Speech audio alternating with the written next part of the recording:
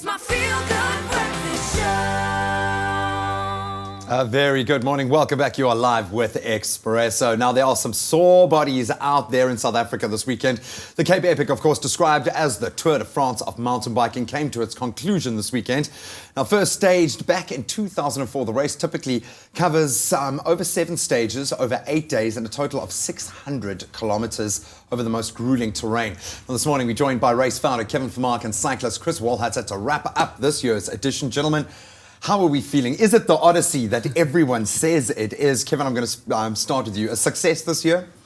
Yeah, I think, I experienced it very differently this year on the bike for the first time. I was going to get to that. I was going to let you build a little bit. What was it like getting on the saddle for this event? I can't believe it's your first. I've had to work. I've been at the coalface for 12 years, And so it was a privilege that actually I've got to the point where it's running so smoothly that I could extract myself and train for 6 months and actually ride the race, and I loved it. I was going to ask, which is tougher?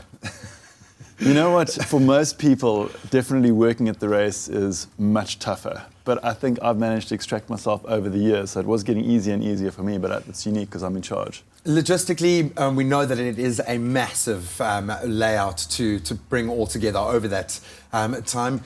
Everything runs smoothly this year. The route, did it work in the way that you were wanting?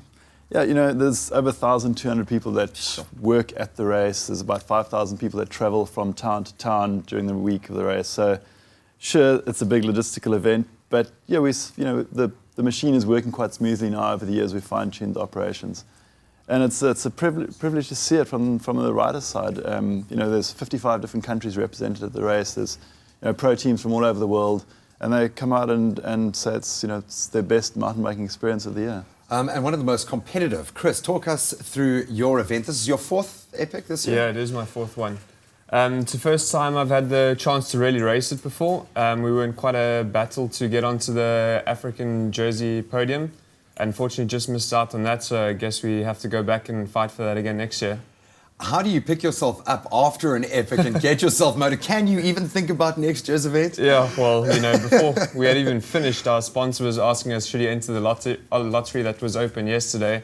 And I was like, well, just hold on, let me just get through this and chill out a bit. So, we do it every year and we just take a bit of time off now and then we build up for the rest of the season and then for next year again. I'm sure you start itching after a couple of weeks and ready to get back in there. And you both can weigh in on our event winners this year. We're talking about multiple champions. What does that say about this year's event, the fact that we've had some very experienced riders in the form of Platt, obviously, and Huber, and then on the women's side, Kleinans and Langfat coming through. What does that say about this year's event? Was it tougher than years past? Kevin, maybe I can start with you. In the history of the race, we've only had one South African to ever win the men's race, and it was riding with a Swiss world champion partner. And this year, Chris was one of 4 African teams, let alone South African teams, that came in the top 20. So it's a truly international race. I think there's only one South African team in the top 10, and for sure, it's the number 1 stage race that international mountain bikers aspire to win at the moment.